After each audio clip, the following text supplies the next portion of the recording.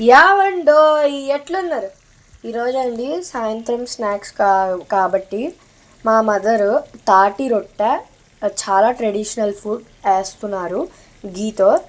ఇది చాలా మంచిది, చాలా స్వీట్గా ఉంది. సో మన రెసిపీ మన మదర్ని అడిగేద్దామా? అమ్మ చెప్పు. ఫస్ట్ తాటికాయలు వస్తాయి కదా నాన్న, ఈ సీజన్లో ఆ తాటికాయలు తీసుకొని చక్కగా కాల్చాలి. అది నువ్వు అంటే నువ్వు అడుగుతావు తెలియదు కదా నాకు, అందుకు నేనే జ్యూస్ తీసేసాను నువ్వు వచ్చేటప్పటికి. ఆ తాటికాయలు కాల్చిన తర్వాత చక్కగా కూర్చొని అంతా ఇలా స్మాష్గా జ్యూస్ తీస్తే చక్కగా ఈ పల్పు ఇలా వస్తుంది, చాలా తిక్కుగా ఉంటుంది. ఇది కూడా మనం టేస్ట్ చేయొచ్చు.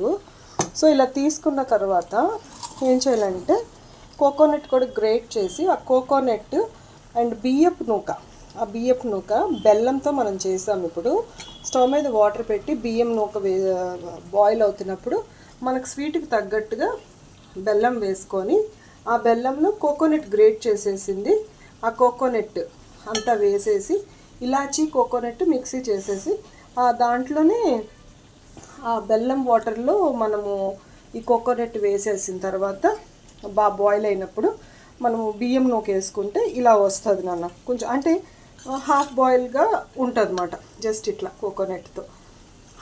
హాఫ్ బాయిల్ అయిపోయిన తర్వాత మనం స్టవ్ ఆఫ్ చేసేసి ఆ హీట్కి అది కొంచెం దగ్గరికి వచ్చేస్తుంది. అంటే ఇంకొక 10 మినిట్స్ ఉంటే బాగా కుక్ అవుతుంది. ఆ 10 మినిట్స్ అప్పుడు మనం తీసేసి దాన్ని పక్కన పెట్టుకొని కొంచెం చల్లగా అయిన తర్వాత ఈ పల్ప్ అంటే తాటికాయ పల్పుతో దీన్ని బాగా కలుపుకోవాలి శుభ్రంగా. బాగా కలిపిన తర్వాత టేస్ట్ చూసుకొని నీకు ఇంకా టేస్ట్ అంత తక్కువైతే కొంచెం షుగర్ వేసుకోవచ్చు. నేను వేయలేదు, ఓన్లీ బెల్లంతో చేయాలి అని చెప్పి అందుకని. అయిన తర్వాత స్టవ్ మీద మనము ఒక పాన్ లాంటిది పెట్టేసుకొని గీ వేసుకొని కొంచెం గీ పడుతుంది. ఈ గీ కూడా మనం ఇంట్లో తయారు చేసిందేనా, మంచి స్మెల్ వస్తుంది కదా. ఆ గీని వేసిన తర్వాత ఈ గరిటెతో తీసి ఇలా దిబ్బరొట్టి టైపు లాగా వేసి స్ప్రెడ్ చేసుకొని నీట్గా సిమ్లో పెట్టేసుకోవాలి.